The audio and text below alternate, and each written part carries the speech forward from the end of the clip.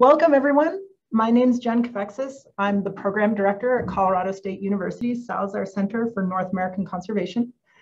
Thank you for joining us today for our first Connecting for Conservation webinar of spring 2022, Advancing a North American Framework for Protecting Climate-Critical Forests. I'd also like to take a moment just to thank our co-organizers for this event, Nature Canada, Natural Resource Defense Council, and Wild Heritage. They were a big help in making sure this event is a success and could happen today. Before I begin, I would like to acknowledge that the land I am on today is the traditional and ancestral homelands of the Arapaho, Cheyenne, and Ute nations and peoples. This was also a site of trade, gathering, and healing for numerous other Native tribes. I recognize the Indigenous peoples as original stewards of this land and all the relatives within it. For those of you who are new to the Salazar Center, we were established in 2017, and our mission is to connect diverse leaders, communities, and resources across North America in order to accelerate the pace and scale of innovative, inclusive, and durable solutions for conservation, climate resiliency, and social equity. Among our many programs, we host these types of meetings to bring thought leaders together to share our best practices and elevate important issues in conservation. Before I introduce our speakers, I have just a few housekeeping items for today. This webinar is recorded and will be shared with you afterwards via email. We're going to hold all questions until after both of the speakers have completed their presentations. And please put your questions in the chat, not the Q&A feature. We'll take your questions from the chat and ask the speakers from there. Also, I wanted to let you know about our future upcoming webinars. Wednesdays through April, we have a fantastic lineup of webinars. On April 6th, we will be featuring a webinar with Indigenous leaders from the Maliseet Nation in New Brunswick and Maine, discussing their collaborative efforts to protect salmon. And then along with partners from the Center for Collaborative Conservation, Bird Conservancy of the Rockies, and Denver Museum of Nature and Science, we're hosting a series of webinars on grassland conservation. You can find links for more information on those in the chat. So in this webinar today, in honor of International Day of Forests, which happened yesterday, we're celebrating forests and all they do to support us, biodiversity and climate resilience. We are really honored today to have two very distinguished speakers who will highlight weaknesses in current national forest carbon accounting practices in Canada, as well as new spatial tools to map mature forests in the US to inform national conservation and climate target setting. First, we're going to hear from Dr. Dominick DellaSala, who is Chief Scientist at Wild Heritage and former President of the Society for Conservation Biology North America section. He's authored over 250 science papers on forest and fire ecology, conservation biology, endangered species management, and landscape ecology. Then we're going to hear from Saul, who's Executive Director, Nature Canada, who has more than 25 years of experience working on social and environmental justice issues. Prior to working for Nature Canada, he worked for Friends of the Earth Canada, Oil Change International, and Climate Action Network Canada. Without further ado, I'm going to pass the digital mic over to Dr. DellaSala to give his presentation. Thanks. I got to click a bunch of buttons, so give me a second here.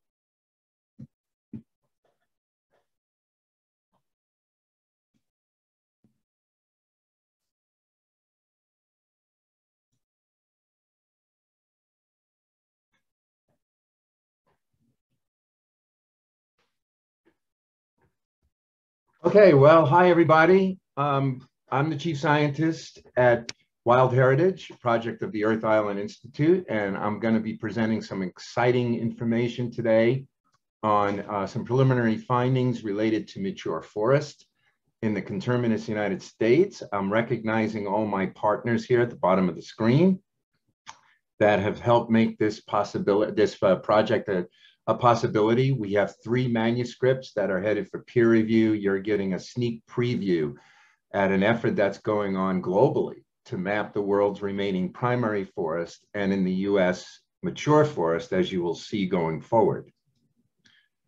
So forests are a lifeline to a safe climate. We need to get off of fossil fuels, no question about it, but forests can buy us time and a connection to a safe climate. And there have been 2 pledges that have been made recently. In 2014, several countries pledged to end deforestation and degradation by 2030, including the United States and Canada.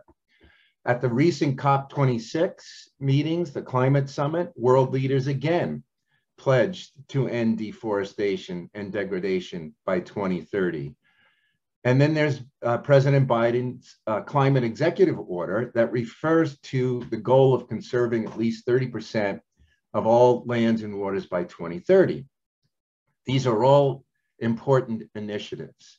However, in the meantime, we are losing forests at a phenomenal rate, the equivalent of 18 soccer fields of deforestation happening around the planet every minute of every day.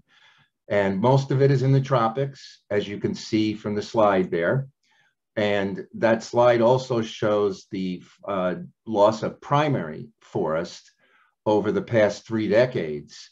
And every region of the world that has primary forest is liquidating their primary forest at a rate of 1% on the low end and 4% on the high end. And I'm with Greta Thunberg, who responding to the pledges said blah, blah, blah. And it's mainly because we're at a critical junction in the world right now with the climate and biodiversity crisis that pledges need to be followed by actions. Why primary forest? Well, only about 1/3 of the forest cover globally is primary. And we define primary as lacking industrial activities. There could be people living in it. First Nations, indigenous cultures have been there for millennia, but not harvesting the resources on an industrial scale. They support exceptional levels of biodiversity, exceptional levels of ecosystem services that you could see on the slide there that are far above secondary or logged forests. They're refugia for many endemic species found nowhere else on the planet, especially the tropics, climate sensitive species because they tend to be better insulated climatically than logged forest from climate events. And they're irreplaceable. They have a host of all kinds of exceptional values that include cultural, spiritual, aesthetic, indigenous medicines. 1/4 of all the world's medicines come from plant compounds derived from primary forest in the tropics. So in the United States, this is the only map we have of what you would consider historical primary forest. Again, people were living in these, indigenous cultures were living in many of these places before European colonization. And you can see the progression from the 1600s to the middle of the screen, the 1800s, to the far end of the screen, the 1900s, and then where we are now, which is less than 5% of our original forest before extraction took place that remain in the conterminous United States. Those trees you see in those log sites no longer exist. You don't see logs like that coming out of US forest in the lower 48 because those forests are gone. So fast forward to more recent times, 2006, this is the only North American map of forest age class distributions. It was done in 2006 and 2004 in the US using the forest inventory and analysis plots. Take a look at the scale of the resolution there, because that's going to be really important, particularly the plot densities. FIA in the United States is a wonderful program, lots of really valuable resources and metrics on forest, but the sampling grid is widely spaced. So if we want a really accurate fine-grained map of mature forests, which is my bucket list, I've been asking for this for 30 years now, we're finally going to get it. And we've got new spatial mapping technologies. Take a look at the difference in the scale of resolution now, where we can see things on 18 feet on a side compared to the analysis previous that was over 3,000 feet on a side for the spatial resolution. We're using LiDAR imagery, laser pulses from satellites that provide a 3-dimensional view of forest down to 30 meters resolution, as indicated by the scale there. And then we're calibrating it with the FIA plots to reduce error using ground-based measurements. So this is the first time anything like this has ever been done for mature forest.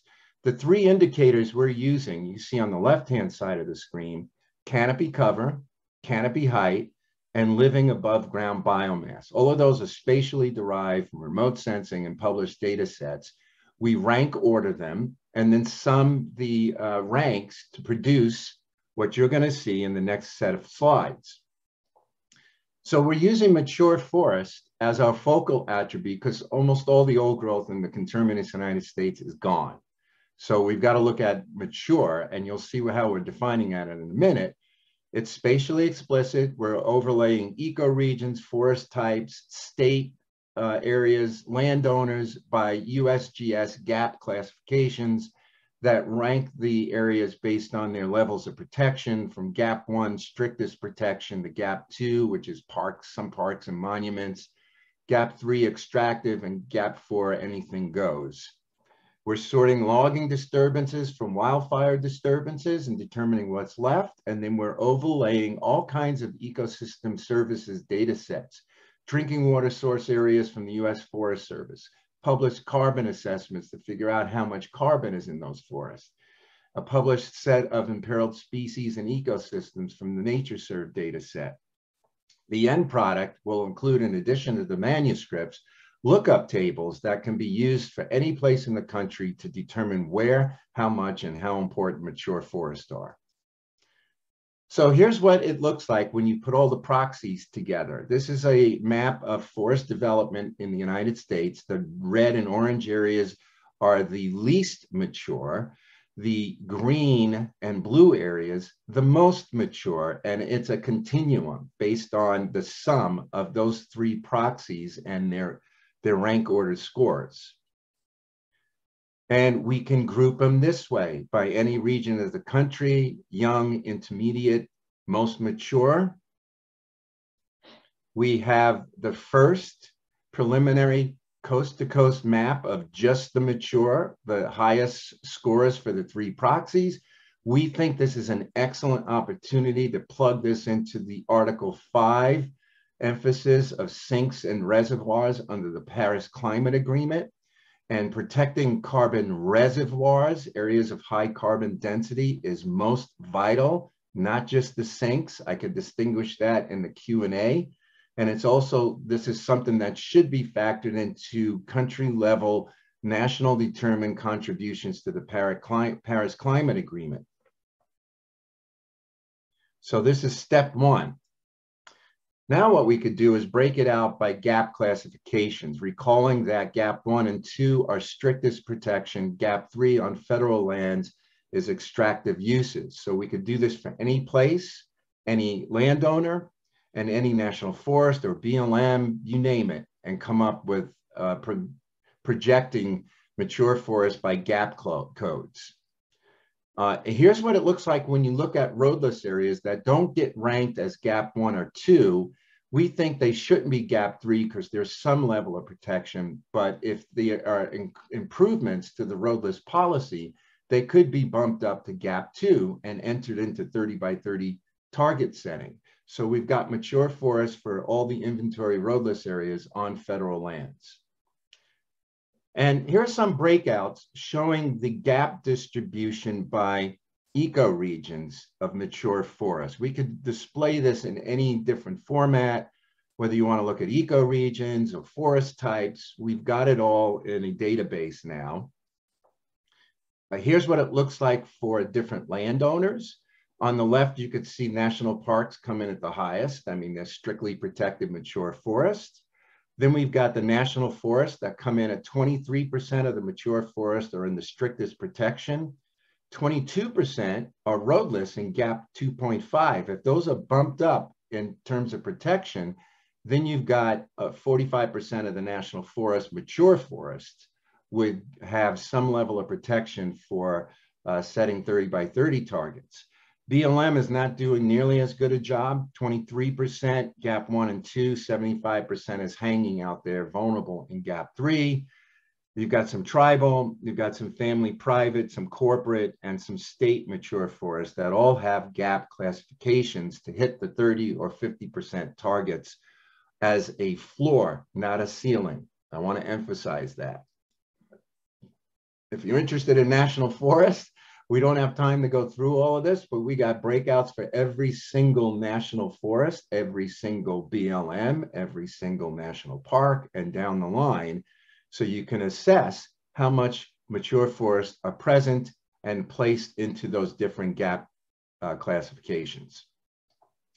Here's what one overlay looks like for the NatureServe data set, where we have overlaid endangered ecosystems with mature forest and gap classifications. I don't have time to go through all of this, but you can see the value of this data set and how we could break it out into different distinctions. We've got the drinking water information we'll be processing, and also imperiled species that will be processed with this data set.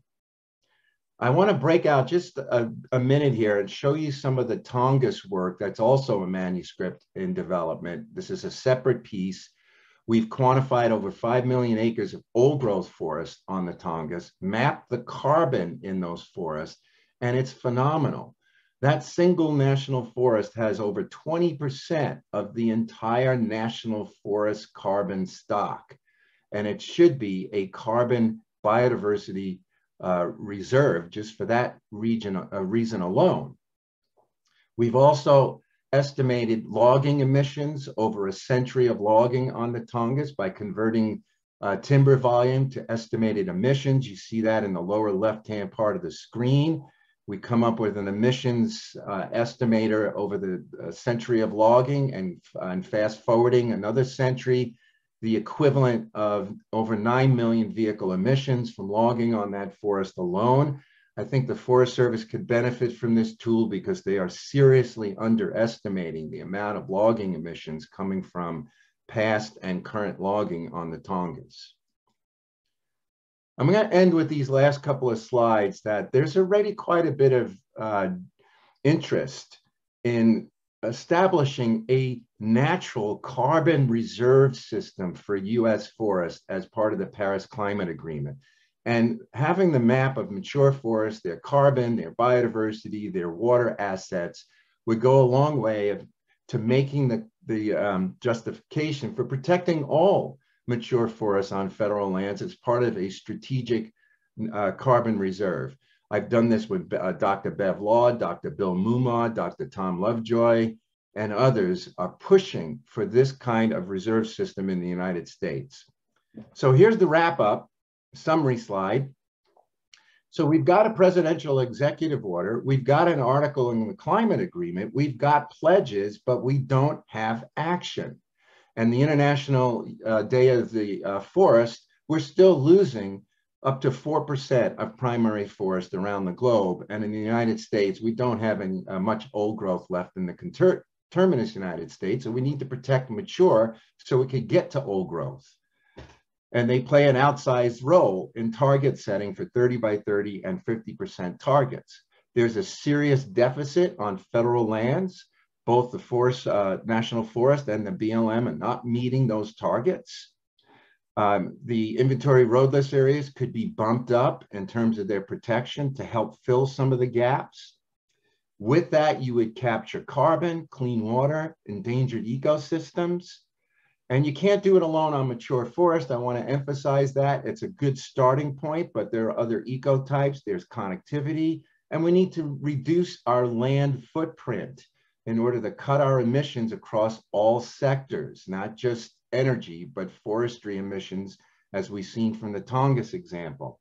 There are opportunities for state and private to do some more mature forest conservation. And I'll end with saying that we're turning our sensors next on Canada to do a similar analysis, building on our work in Russia, Europe, and many other tropical countries, led by our partnership with Griffith University and Woodwell Climate Research Center. Now, end it there and then turn it back over to our host. All right, Graham, thank you so much for that, Dominic. Graham, if you would like to share your screen and go give your presentation. Thank you. Sure, thanks very much. And thanks for that, Dominic. Looking forward to seeing how that plays out in the Canadian context. So my name is Graham Saul. I'm coming to you today from Ottawa, Canada, the traditional territory of the Algonquin Anishinaabe people. I am the Executive Director of Nature Canada. I want to begin by thanking the Salazar Center for the opportunity to talk to you today, and to all of you for taking the time. Nature Canada is a national conservation organization that in the broadest sense works with Canadians to discover, defend, and restore nature. We engage about 250,000 Canadians. We systematically reach out to about 1,000 local nature groups across the country. And our policy team specializes in national policy and how best to push for action on Parliament Hill. We also have a cross-cutting commitment to reconciliation, anti-racism, and equity. I want to begin by acknowledging that the federal government in Canada has put forward some ambitious goals. Nature-based climate solutions is now a pillar of the climate strategy, including their 2 billion tree strategy. The 2018 federal budget was the largest investment in nature in Canadian history, and it was only about half the size of the 2021 nature budget. Canada, along with the United States, has signed up to the goal of protecting 30% of Canada's land, freshwater, and oceans by 2030. And more recently has clearly articulated a goal of halting and reversing nature loss by 2030. And throughout all of this, I think there's a common recognition that Indigenous-led conservation, Indigenous protected and conserved areas are a critical component of how we proceed. And it's important that Canada is taking the lead on a number of nature issues because we got a lot of nature. 20% of the world's freshwater, 24% of the planet's wetlands, 25% of the world's temperate rainforests, almost a third of the world's remaining boreal forests, the longest coastline in the world, 80,000 species, and more than 3 billion birds nesting every year in our boreal forest. As you're well aware, we are facing a global biodiversity crisis. That humanity has already altered about 3/4 of the land on Earth, half of inland waterways, and 40% of the marine environment. We have as many as 1 million species gravitating towards extinction, many within decades if trends are not reversed. And over half of the world's fish, birds, reptiles, amphibians, and mammals have declined since 1970. And more than 40% of the world's insect species are in decline, with a third endangered. And Canada is very much not immune to that scenario. Mammal populations have declined by almost a half since 1970. Grasslands and shorebird numbers have fallen by half. Only about 1/4 of Canadian marine fish and invertebrate stocks are currently considered healthy. Half of monitored species in Canada have declined since 1970, and there are 3 billion fewer birds in North America than there were 50 years ago. And this is the boreal forest. And if you take a look at Canada and you take a look at the boreal forest, you can see that Canada is mainly boreal forest. It is truly it is the natural heritage of Canada and defines so many of our landscapes. Now, 80% of Canadians live within 100 kilometers of the US border, more or less, and many of the most intense biodiversity challenges we face are where human habitation occurs, but there's no understanding nature in Canada without understanding the boreal forest. And this also applies for culture. Canada has a legacy, much like the United States, of hundreds of years of injustice associated with our relationships with Indigenous nations. There are as many as 600 Indigenous communities in the boreal forest.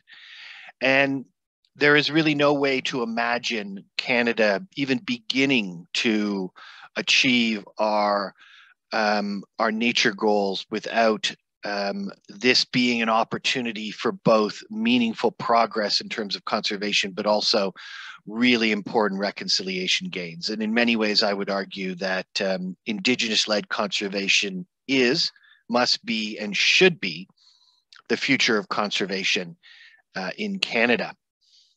But the boreal is also important from a biodiversity perspective. It's one of the largest blocks of intact forests and wetlands remaining on the planet. It's got the largest area of surface water of any country, millions of pristine lakes, critical ecosystems, and hundreds of billions of dollars in ecological services every year. And really, it is also the nursery for Canada's bird flyways. Like, you've got 3 billion or so birds flying into Canada and the boreal every year, and 4, 5, 6 billion flying out with what I like to think of as rivers of life cascading down the hemisphere. It's also very important to point out that it is an extremely carbon dense forest. And you can see that it really is one of the last remaining major forests in the world, and it has a carbon density that is greater than pretty much any other forest. As I said earlier, it is in fact the most carbon dense forest on the planet. It stores about twice as much carbon per acre as the Amazon forest. It stores nearly twice as much carbon as all the world's recoverable oil reserves combined. And another way of saying that is that it stores 15 years of all the world's total annual emissions in its forests and wetlands and peatlands. It's also shrinking. It's also under threat. Forestry, mining, oil and gas, hydropower is impacting an area the size of Texas. 400,000 hectares are logged each year, 2,000 football fields a day. We translated that from hockey arenas or hockey ice area to football for the US audience. An area the size of Ohio was logged from 1996 to 2015. Obviously huge negative impacts on wildlife and also serious impacts in relation to carbon. And it is turning a vast carbon vault into a climate liability. We're also suffering from increasingly erratic forest fires. And this is a map, a graph of some of the destruction that has been associated with fires more recently. And I think getting into the question of the boreal and climate change and logging, it's really important to emphasize the fact that logging matters in a Canadian context. It is in fact huge. So Canada's total greenhouse gas emission inventory is about 730 megatons. And logging emissions, gross logging emissions, not net logging emissions, but gross logging emissions are estimated at about 140 megatons. So it's a very significant portion of the overall total in terms of gross emissions. And that does not include tree regrowth, and we'll get into that. But the way in which you calculate the contribution that Canada's forests make to climate change or as a sink to dealing with the problem it very much matters from the perspective of our overall inventory. By comparison, the tar sands, Canada's emissions associated with the production and harvesting of Canada's tar sands oil is in the neighborhood of 80 megatons in our inventory. So they're big numbers, and we need to get them right, and they have meaningful implications for Canada's ability to fight climate change and how we move forward. I think that the question of how we account for CO2 equivalents from forests impacts directly the legitimacy of Canada's climate action plan. If we get the numbers wrong, we're getting our entire targets and strategy gets thrown off. It informs effective policies, and done correctly can provide the correct incentives to reduce forest sector emissions. It informs the overall success of our work on nature-based climate solutions, reforestation, protected areas policies, and it really strengthens or undermines Canada's voice on climate change and forest protection. Not long ago, Nature Canada, along with NRDC, Nature Quebec, and Environmental Defense, put out a report called Missing the Forest, where we highlighted how carbon loopholes for logging hinder Canada's climate leadership. And I want to end by going through a few of the core examples that we brought out from there. So the first one has to do with what we call basically an imbalance in reporting of wildfires. So Canada chooses not to include emissions from wildfires in its greenhouse gas totals because these wildfires are deemed to be natural emissions, not anthropogenic. So they basically, when a forest burns in the managed forest, they take it out of our greenhouse gas totals. Now, the IPCC guidelines say that when a country does this, it attributes wildfire emissions to natural causes and hence doesn't report them. It must also consider the same quantity of subsequent removals from tree regrowth as natural and not report that either. So if you take something out because it's burning and you call those natural emissions, then you've got to, when the trees regrow, you've got to treat those as natural emissions as well. However, Canada doesn't. What Canada does is after a given amount of time, it puts those trees back into the inventory and takes credit for tree regrowth after a given period of time. And as a result, in our opinion, Canada is failing to report about 80 megatons of actual forest emissions a year. Now, once again, to highlight, that is roughly the equivalent of the emissions associated with the production of tar sands oil. Not the burning of tar sands oil, but the production of oil sands and tar sands oil. So here's one way of graphically looking at this. On the right, you can see kind of the assumptions that are made about removals and emissions. So once again, logging, huge gross emissions. But then there's also certain amount of emissions that are captured and stored long-term in long-lived wood products. There's a certain amount of carbon that's being absorbed from regrowth after logging. But on the whole, you can see that logging still would be, if you look at removals and emissions, a major source of greenhouse gas emissions in Canada. However, when you look at the problem that I mentioned a second ago in the left column, where Canada takes trees out and then puts them back in after 76 years, what you see is that it's taking a huge 80 megaton credit that if that were not being taken, the overall net contribution of logging or our managed forests to our greenhouse gas inventory would be significantly larger.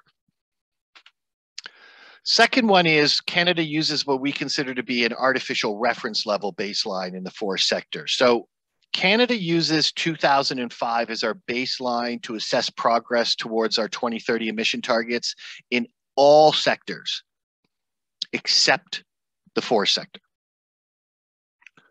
So for the forest sector, what it does is it uses a reference level approach based on a kind of a 1990 to 2016 logging levels that were much higher than they are today.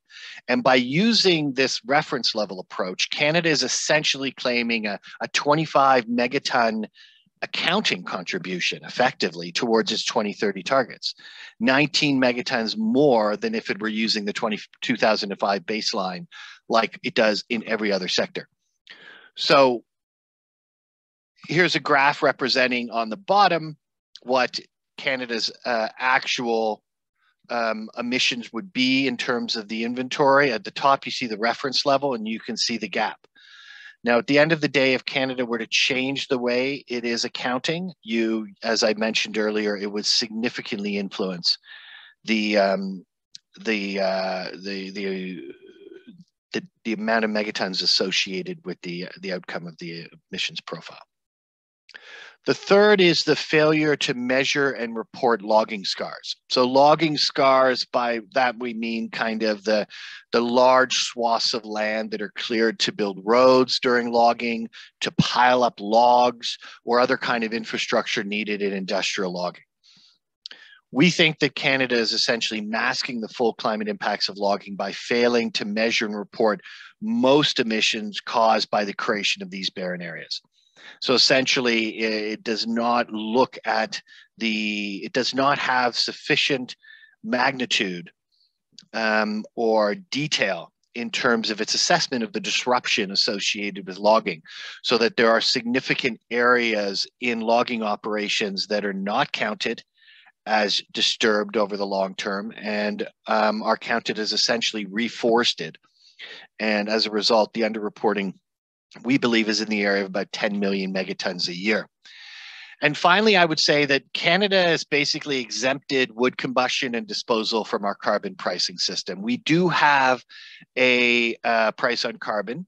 That's a national policy that manifests itself somewhat differently by province, and industry pays a carbon price for fossil fuels, but it does not pay a carbon price for burning or processing wood. Wood burning is essentially excluded from Canada's carbon pricing system due to what we consider to be the false assumption that forest regrowth balances out emissions from wood. For comparison's sake, gross emissions associated with burning wood in Canada, we estimate to be about 59 megatons. Those gross emissions are higher than those from burning coal. And yet there's a price on pollution from the perspective of burning coal and not from burning wood. And the result is therefore a hidden subsidy of logging and a distortion of the incentives in terms of conservation and climate. So we think there are opportunities for Canada and the United States to work together moving forward. We are having what hopefully is an increasingly constructive and productive conversation with the federal government about how they feel about the criticisms that we've just raised and how we can address them together. We think Canada lags behind the United States in a number of important ways, which we can get into later. We think there are opportunities for collaboration through the bilateral high-level ministerial dialogue on climate ambition. And that Canada has an opportunity to work with the United States to harmonize stronger commitments to forest protection and carbon accounting across the country. And we look forward to the opportunity to explore that more in the coming years. And I know that the Canadian federal government spends a lot of time looking south to the direction that the United States is taking. And we could have a fruitful conversation that way. So I will end there. Thank you very much for your time once again. Well, thank you so much for that, both Dominick and Graham. Those were fantastic, very thoughtful presentations. I'm gonna just start from where you left off, Graham, and then we'll have a few questions and we'll go back to the chat after that.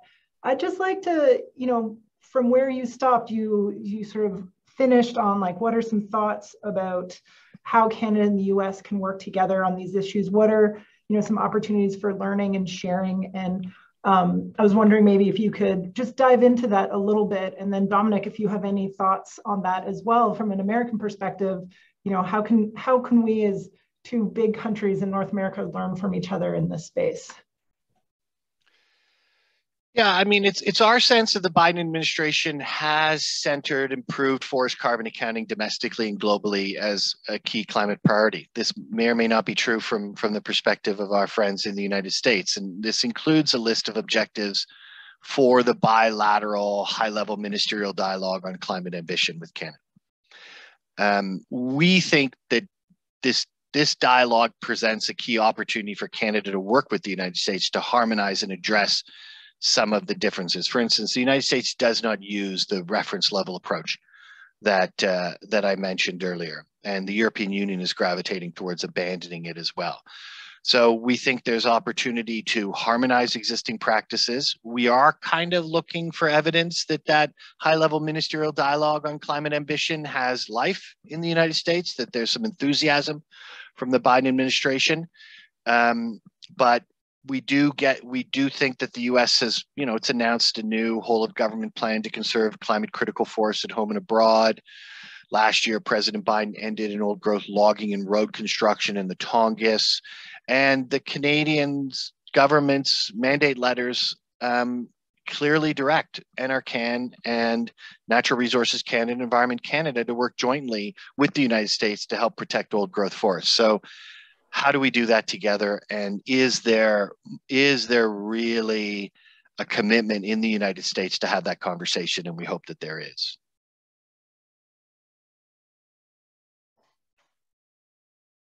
Sorry, Dominick, do you have any thoughts on that? Yeah, I do, and I've published a bunch of it on both the US and the Canadian side, including in the inland rainforest of British Columbia. We have a paper that'll be coming out any day now in Ecosphere that quantifies the immense release of carbon from the loss of primary forest in the inland rainforest of British Columbia. But I want to comment on the concept itself. I mean, I just want to return to the fact that we are in a climate emergency. We are in a biodiversity emergency. And so what we do now with releasing more emissions and treating the atmosphere as a global dumping zone for carbon emissions will affect generations to come. So we've got to get this right. And there's a problem and there's a solution. And neither one of them are coming together, in my opinion, because no one's getting this right. And the published literature is going one way and the implementation is going another way. And we really need independent carbon accounting that does a bunch of things. First of all forms of logging are delayed emissions. Depending on the intensity of the logging, what's removed from the site, it's just a delayed emission. Because if you're logging an old growth or primary forest, you're never capturing that carbon again. Especially if you put it in an industrial timber harvest rotation, you're coming back every 35 years in some places, maybe 80 years, 100 years in other places, replacing a 300-year-old, 600-year-old stand with small trees. You never make up for it. We don't have time to catch up to the carbon debt. So there's a lot of misinformation going around about carbon accounting. Even if you get it right, there's a startup period. A clear cut takes at least a decade to get started again. So you've got a carbon sequestration dead zone for at least a decade on that site where you would have had a forest sequestering carbon that if it wasn't cut down. You've got losses along in boundary on site. Up to a third of the carbon is emitted quickly.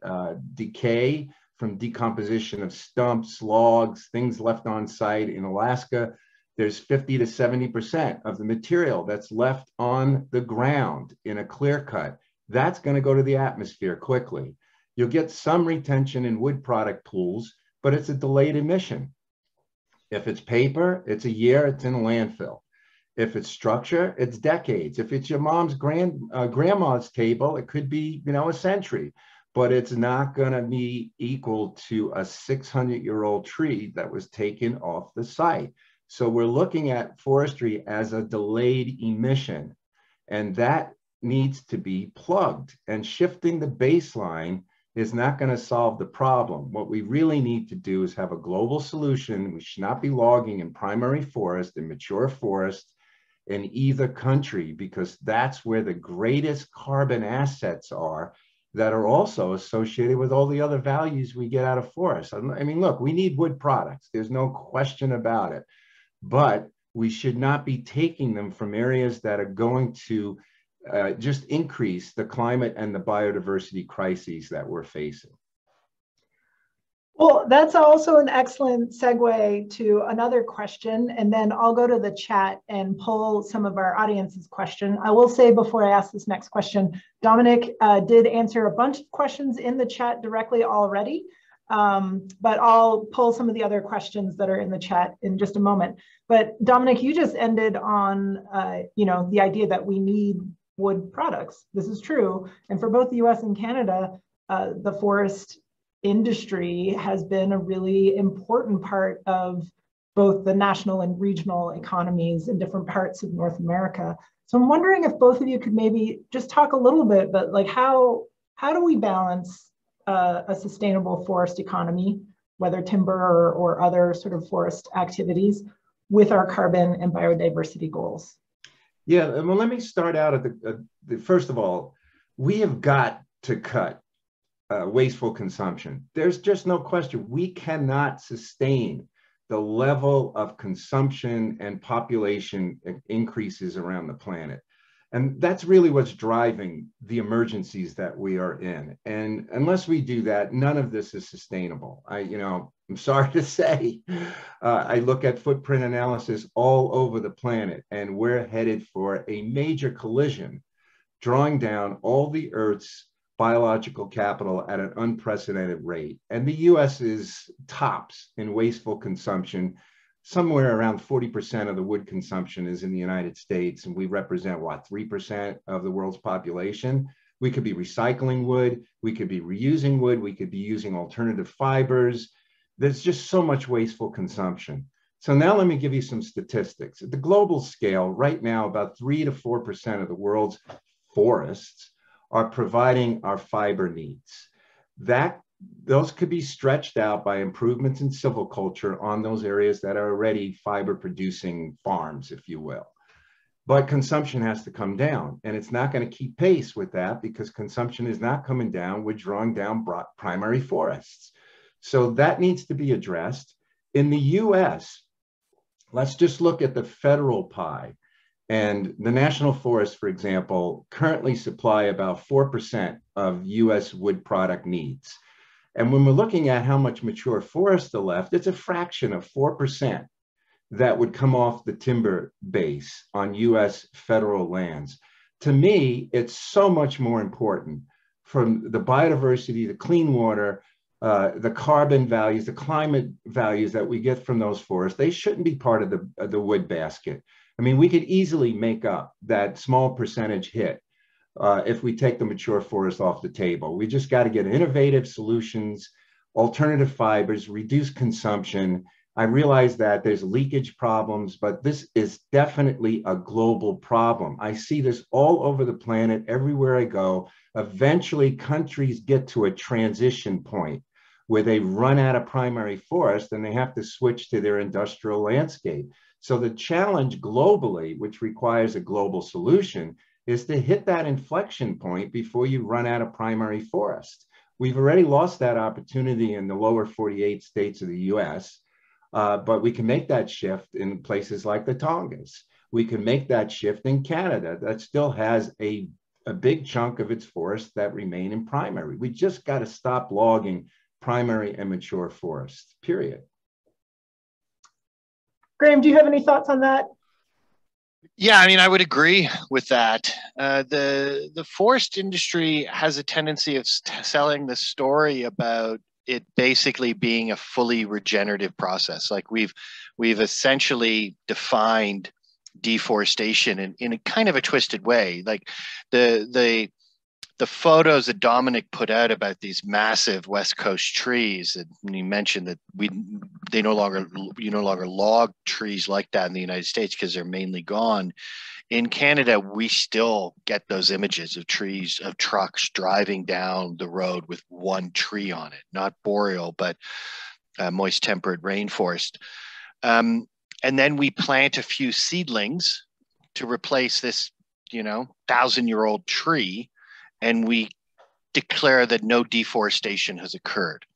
So the entire conversation as it pertains to old growth and primary forest operates within the context of a set of myths associated with the forest industry's impact on nature and the climate that really don't hold up. And we need to look at that, and we need to begin to sort of say, after all of this time, if 80% of your logging activities are still occurring in old growth forests, then there's something very wrong going on here in terms of the business model, and we need to think about a moratorium on deforestation of certain kinds of areas. We obviously need to get the numbers right. We are not calling for a complete end to the logging industry. We're calling for accurate accounting of its impacts and for government policies to set up appropriate limits and incentives to reduce those impacts. And we think that some kind of combination of prohibitions on logging in certain kinds of areas and improved counting can go a long way. We're also, from a sustainability perspective, we want to have a conversation about how forestry best contributes to communities from a socioeconomic perspective. And along those lines, we think there are ways to have the conversation about the creation of Indigenous protected and conserved areas and Indigenous guardians programs and different approaches to logging that can go a long way towards significantly improving the economic benefits and socioeconomic benefits that are brought forth by the logging industry. I'm going to switch over now to a few questions that are sitting have been in the chat, and there's one that I think sort of builds on some of what we've just been talking about. It'd be good to hear more about how to address the ongoing destruction of older public forests on the more local level. So we've been talking a lot today, or you've been talking a lot, both been talking about the national level and scale and protection of forests. But what does this look at like how does deforestation look at the state or provincial level or other jurisdictions? What is the state of deforestation in these efforts or practices at subnational levels? Well, I mean, in the Canadian context, the provinces have primary responsibility for most dimensions of the parameters of the logging industry. And so the way in which the provinces respond is absolutely essential, and that plays, and that's the case for many different areas. And you're seeing it play out very differently in different areas. In some provinces, you have governments that are essentially not being responsive at all. In other provinces like Quebec, where in northern Quebec, the Cree Nation government, whose traditional territory northern Quebec is, has put forward, one of the most ambitious nature protection initiatives in Canadian history, calling for the creation of hundreds of new Indigenous protected and conserved areas. The Quebec government has actually risen to the challenge and is the only province to say, yeah, we're going to protect 30% of Canada's land and ocean and fresh water by 2030.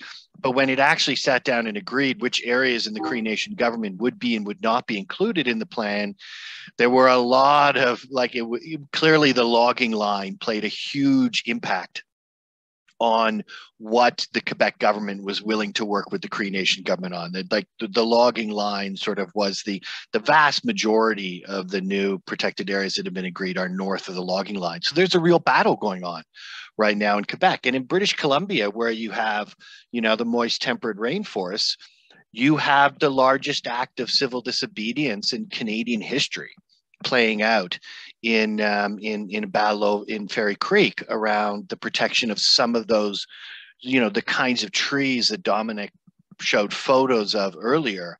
Because when the government went and asked, what do we do in terms of our strategy, their own independent panel came back and said, you got to protect this stuff. You got to stop cutting it down. And the government did not respond adequately to that.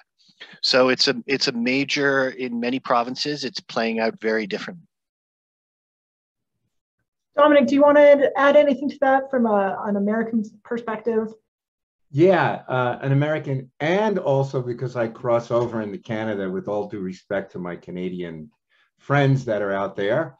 I've done quite a bit of work in British Columbia as well to support what Graham is saying, and the BC analysis on old growth that just came out by Price and Holt showed only 3% of the province's forests are still in the oldest old growth trees. And that's a major cultural loss for First Nations, for the Canadian citizens, for the climate, for biodiversity, to be down to the last 3% of the largest trees. A lot of the attention has been focused rightfully on the coastal areas that are outside the Great Bear.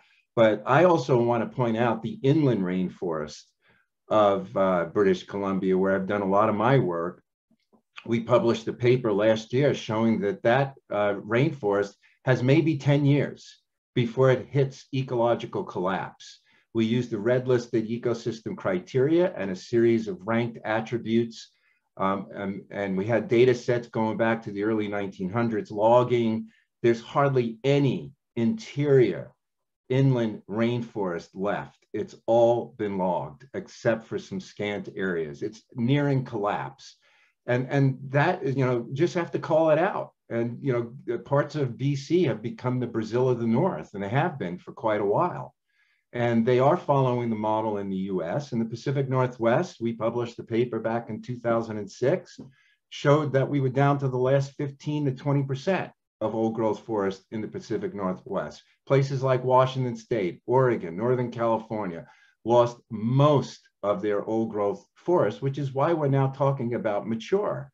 And this is why the mapping that we did defines mature using the sum of tree height, canopy cover, and carbon biomass, because we had to come up with a different way of classifying it because almost all the old growth in the lower 48 and in parts of Canada is gone. And that's a failure of forestry to be sustainable. And again, we got to get to that inflection. We got to get to that transition sooner or later, or we lose the resource that everyone values. Well, Dominic, we have another question in the chat specifically for you, but I think also, Graham, you can speak to this a little bit as well. Someone apparently saw you give your testimony at Congress last week and are wondering if you were heard and received well, and whether really that speaks to, you know, how much do we need to educate our legislators, and how's that process going? Is there anyone who's taking up this mantle for protecting forests, mature forests? Well, yeah, thanks for that question. It was an interesting hearing. Congressional hearings are always theatrics, and there was theatrics going on at the hearing too. I hope that there was someone listening. I really worry about the Forest Service. You know, I have a love-hate relationship with the Forest Service. They do some really good things, and you know, depending on what direction the political winds are blowing, you get more or less logging. But I had some concerns about what the chief of the Forest Service was saying. He mentioned that they had interest in protecting the mature and old growth forests. But, you know, like Greta Thunberg said early on, pledges, if they don't follow actions, it's blah, blah, blah. And I'm doing some follow-up testimony to the congressional committee showing a long list of Forest Service projects that are very large clear cuts in mature and old growth forests. So if you're serious about protecting those areas, it needs to be followed by actions. I mean, the Forest Service is going to do what they're going to do. They're going to thin for fire prevention, even though I just published a paper in Biological Conservation showing how that's misguided. You don't really change fire intensity in extreme fire weather caused by climate change by even doing thinning, but they're going to do it anyhow. So if you must thin, leave the large mature trees and older forest alone. They're not the fire problem. It's mostly the industrial lands that have been heavily logged that, combined with extreme fire weather caused by more emissions going into the atmosphere, contributed in part by climate change, that's causing the problem that we're trying to fix. So that was my testimony. It was well received by some, and others not so well received, which is what happens in congressional hearings. But my hope is that the Forest Service will come around and actually respond to the president's executive order to achieve the 30 by 30 target setting. And that's what my whole project has been about, by presenting this information and hoping that they'll actually follow actions with words, or words with actions. And I think you could largely. I was just going to say, we have 2 minutes left. If you want to just talk a little bit about your experiences with legislators in Canada. Yeah, I think a lot of what Dominic just said, you could say in Canada as well. I think we have a government that would genuinely like to be a leader on climate change related issues, would like to be a leader on nature conservation, has made some important promises, has made some important investments, but is also engaged in a wide variety of activities that are directly sabotaging those goals. And whether or not the Canadian Forestry Service can have a real conversation around these issues outside of the influence of the logging industry, whether or not provinces can be brought on board. We're beginning a truly constructive, hopefully, conversation with the federal government right now about some of these issues, and whether or not the government can respond really is an outstanding question. Well, we are at our 1 hour mark. I'm sorry we couldn't get through all of the awesome questions that were in the chat. We will share those questions with our panelists. We do save them. Also, I do want to point our attendees, some of the attendees have pointed out a few other upcoming events that are happening around similar issues for webinars and learning, so please check those out. And finally, I just want to thank Dominic and Graham for the amazing presentations today. That was awesome, thoughtful ideas. I'm so happy you shared them with us. And thank you to everyone who participated and joined today. As I said at the beginning of the webinar, we will be sharing the recordings of this with everyone who registered. Eventually, they will be on our webpage as well, so you will be able to come back to them at a later point as well. And again, thank you. Please keep us in mind for future webinars, all the ones that are happening in April, and then we'll have more throughout the summer. And in the fall, we'll have our annual Conservation Impact Symposium. So stay tuned for more information on that as well. And with that, I'll end our time. Thank you so much.